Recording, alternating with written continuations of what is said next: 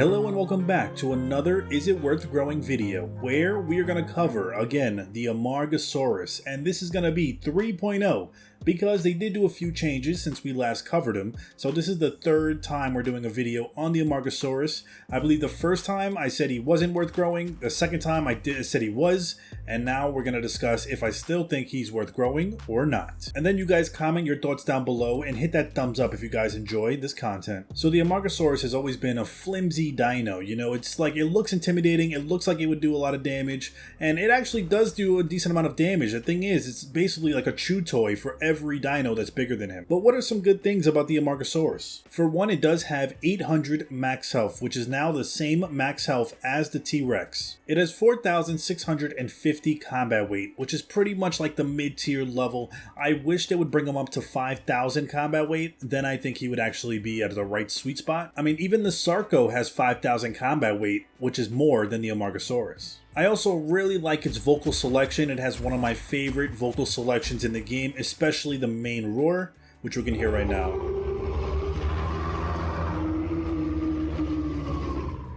I just love the way it sounds, and you can hear it from afar, and it just sounds badass in my opinion. Now when it comes to the moveset, he does have a few good moves. So he has a regular headbutt attack that you can also use while running, and this does 40 damage with 0.2 times bleed. Then for senses, he has Lone Survivor, where you get a 10% armor increase and your increased maneuverability when you're not in a group.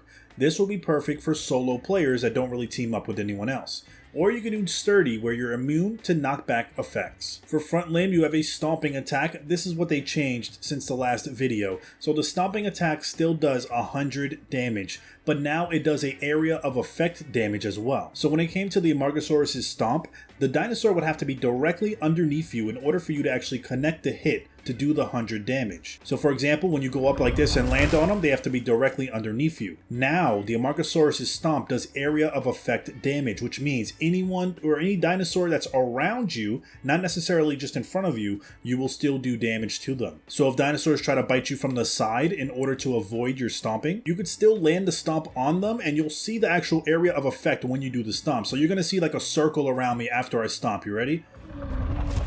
You can see the circles basically spread out, so anyone that's around me will get hit with that stomp damage, which is insanely good. So now they don't even have to be in front of you anymore, they just be on the side of you, so they have to be even more careful. If you do the defense build and you have the spikes on you like this, then you do reflected bleed damage as well. And that means if someone hits you, you would do 15 damage automatically to them because of the spikes, and it would do 0.5 times bleed per bite. And then he has a regular tail attack, which does 30 damage, and he has a pretty long tail. So with the stomp and area of effect damage, you can defend yourself basically from the front, the sides of you, and the back of you, which are a super long tail, which I believe makes the Amargasaurus much more of a tank and a lot better. Now the things I don't like about the Amargasaurus is, like I said before, I wish his combat weight was a little bit higher. Although his moves have decent amount of damage numbers, it still doesn't do that much damage to anyone really bigger than him because they're more combat weight, and the higher their combat weight, the less damage you'll actually do to them. Which is why I think they should give him 5,000 combat weight. I feel like that would be the perfect sweet spot for it and make it a lot better for defending itself and for attacking. It also has the second slowest sprinting speed in the game.